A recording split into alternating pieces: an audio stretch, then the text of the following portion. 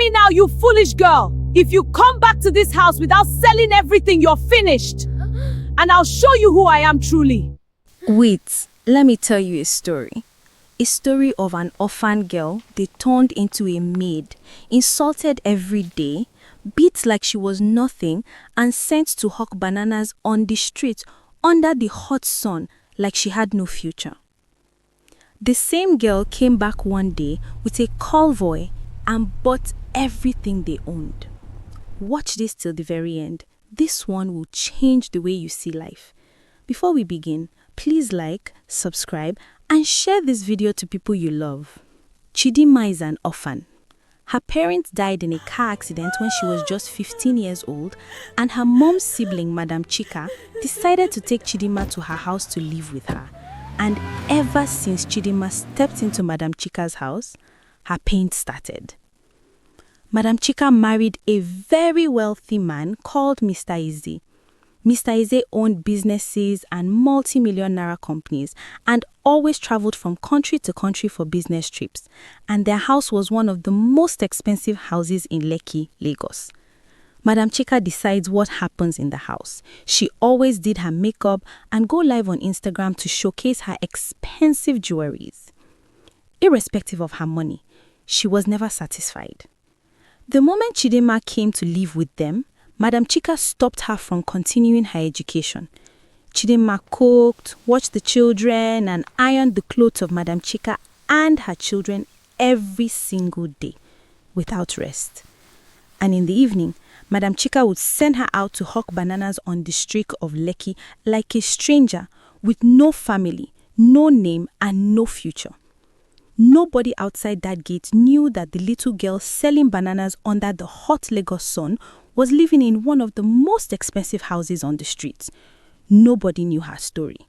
Nobody stopped to ask. And Chidinma never cried in public because she had learnt very early that tears did not change anything in that house. She swallowed her pain every night and woke up every morning to do it all over again.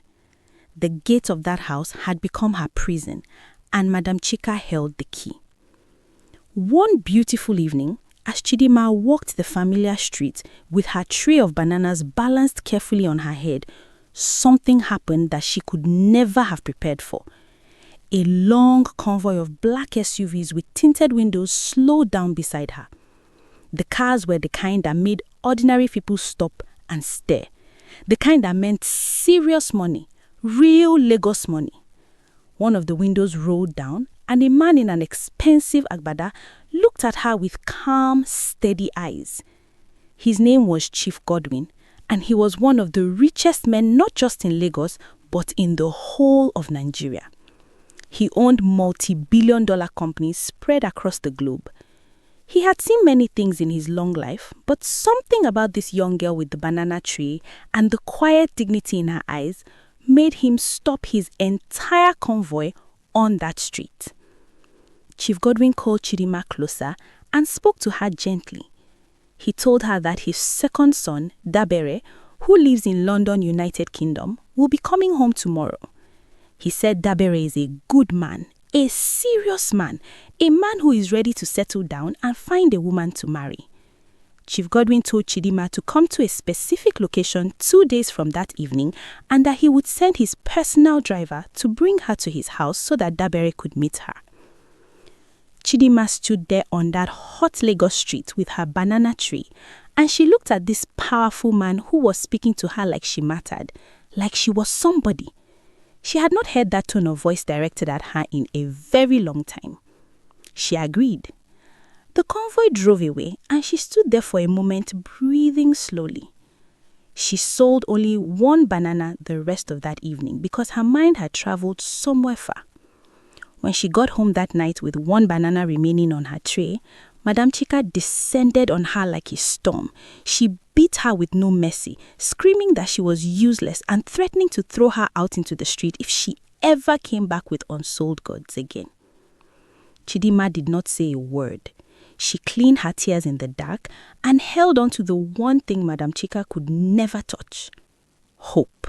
While the morning of the second day came, and Chidinma moved through the house like a shadow, cooking, cleaning, ironing, doing everything she was supposed to do so that nothing looked different. She could not tell Madam Chika where she was going. She already knew what would happen. Madam Chika would lock her inside one of the back rooms and sit in the parlor watching her Instagram live with her gold earrings on, completely unbothered. So Chidima said nothing. She planned everything in her head with a silence that only people who have suffered long enough can manage. That afternoon, when the sun was high and the compound was quiet, she slipped out through the side of the gate and walked fast without looking back. The driver and the security guard were already waiting at the location exactly as Chief Godwin had promised. The moment she entered that car, something shifted inside her chest. The leather seats were cool, the air conditioning was soft. Nobody shouted at her. Nobody called her useless. The driver did not speak much and she did not need him to. She watched Lagos move past the window and for the first time in years, she felt like she was going somewhere instead of being stuck. When they arrived at Chief Godwin's house, the compound alone was the size of an entire street in Lekki. And then she saw Daberi. He was standing by the entrance and when his eyes found hers, he did not look away. They sat together that afternoon and talked for a long time. He asked her real questions and listened to real answers. By the time the evening light began to fall across the compound, something had already been decided between them without either of them saying it out loud. Dabere told his father that night that he had found the one he was looking for. Chidima returned to Madam Chika's house at 6 in the evening with peace on her face that she could not fully hide. The moment she stepped through that gate, Madam Chika was already standing in the compound with both hands on her waist and fire in her eyes. She had been waiting. Neighbors were outside. The gateman stood to the side looking at the ground. Madam Chika screamed at Chidima in front of everyone, asking her where she had been, telling her she had the nerve to leave this compound without permission, telling her she was ungrateful and useless and that she was done. She pointed at the gate and told Chidima to get out and never come back. Just like that. No bag, no money, no explanation accepted. The gate opened and Chidima walked out. She stood on the street outside that tall fence and the Lagos evening moved around her. Bikes passed, hawkers called out. Life continued like nothing had happened. Chidima had nothing in her hands and nowhere to go.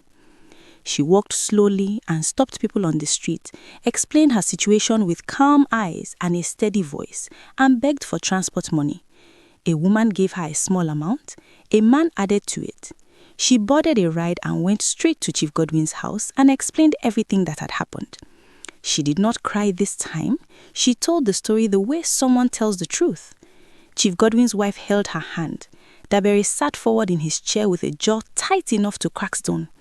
They wiped her tears and told her she was not going anywhere. That night, Chidima slept in a house where nobody beat her and nobody called her useless. She slept in peace for the first time in years. 3 days later, she and Dabere stood before a court registrar and signed their names beside each other. What Madam Chika threw out, God placed on a throne. Back in Lekki, the house that had once felt untouchable began to shake. It started slowly, the way these things always do. One client pulled out, then another.